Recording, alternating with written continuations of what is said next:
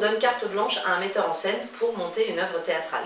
Ça peut être une œuvre déjà existante, une adaptation d'une pièce classique ou contemporaine, ou ça peut être une création que le metteur en scène va faire de toute pièce.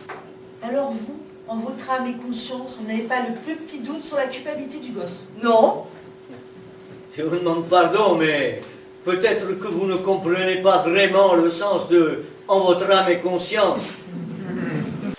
À cette occasion, le metteur en scène et les élèves, ensemble, nous allons monter cette pièce et nous allons travailler dessus pendant 1 an et la restituer à l'occasion de 10 dates devant un public, dans des conditions professionnelles.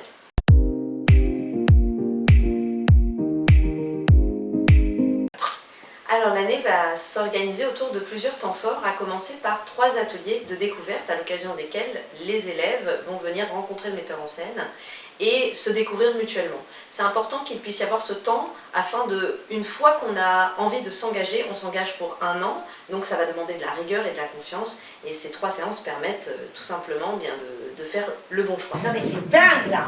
Vous êtes là assise, tranquillement, à nous sortir des histoires de votre chapeau. Pourquoi on vous croirait?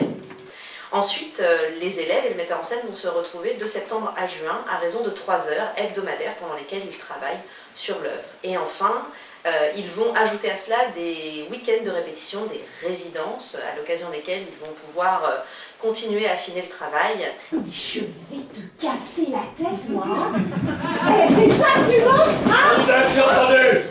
Alors, à présent, vous allez vous asseoir et fermer votre boîte à ordures. Et terminer sur le temps fort, bien entendu, qui sont les 10 représentations au mois de juin devant le public.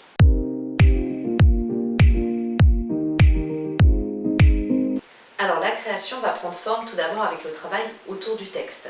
Les élèves et le metteur en scène vont travailler ensemble pour aller explorer l'œuvre. Ils vont faire des lectures à la table, lectures au plateau, également travail de recherche sur le personnage, les improvisations autour du texte, l'interprétation, puis la mise en espace du texte. D'accord. Ah, attention! Pas ça drôle! Non mais ça va pas, vous. Ah quoi? Il n'y a pas de casse, non? Tout va bien? Tout va bien. Également, le metteur en scène et les élèves vont travailler ensemble pour créer ce que l'on appelle un esprit de troupe.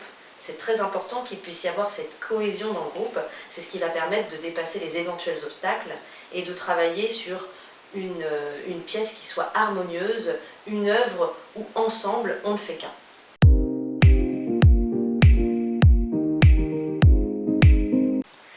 Eh bien tout d'abord, il est important de noter que nous intégrons les élèves dans le processus créatif de A à Z.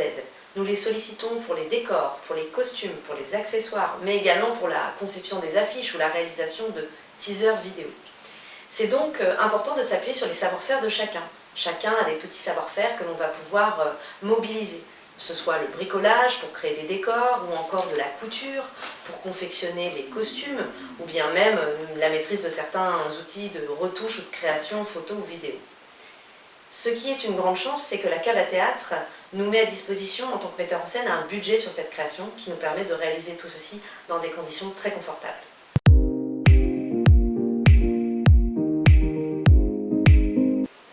Eh bien, l'atelier création de la cave à théâtre, c'est une expérience unique, une expérience humaine, une expérience créative. C'est aussi l'occasion, pendant 10 dates, d'aller à la rencontre du public, de continuer à affiner ensemble le travail. Et honnêtement, pour metteur en scène comme pour élève, c'est toujours trop court.